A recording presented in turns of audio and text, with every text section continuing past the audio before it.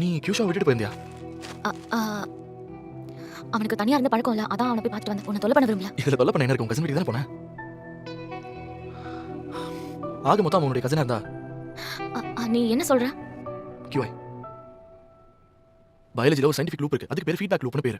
அதாவது உனக்கு புரியுற மாதிரி சொல்லணும்னா, ஒரு விஷயம் இப்ப நடக்குதுன்னா அது மறுபடியும் நடக்கும். பட் என்னன்னா முன்னாடி நடந்ததை விட வேகமா நடக்கும். இப்போ உதாரணத்துக்கு ஒருத்தன் ஒரு பொய்யை சொல்றான்னு வச்சுக்கோ, அவன் அந்த பொய்யை மறைக்கிறதுக்கு இன்னொரு பொய் சொல்லுவான், அதை மறைக்கிறதுக்கு இன்னொரு பொய் சொல்லுவான். அந்த மாதிரி தான்.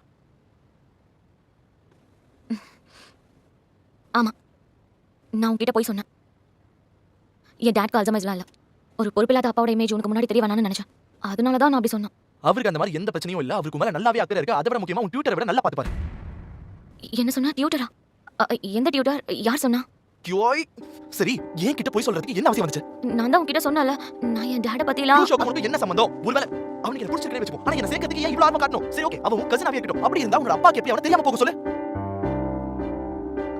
ஷீஷோ என் கசின் தான். கியூஐ எனக்கு இப்பதான் புரியுது. எனக்கு உன்னை பத்தி கொஞ்சம் கூட புரியல தெரியுமா? எதுக்கு கியூஐ என்கிட்ட போய் சொல்ற? ரெண்டு பேரும் ஒருத்தர் புரிஞ்சுக்கணும் நீ தான சொன்ன. ஆனா நீ இப்ப மீறல. நான் உன்னை எப்போ நம்பிட்டா இருக்கேன். கியூஐ நீங்க ரெண்டு பேரும் சேர்ந்து ஆரம்பத்துல இருந்து என்ன ஏமாத்த பிளான் பண்ணீங்களா? ஆமா சொல்லாத. சரி நீ ரெஸ்ட் எடு. நான் கிளம்புறேன். ஷீஷோ நம்ம ரெண்டு பேரோட போல. திருப்பி நம்ப வைக்க போய் சொல்லாதே.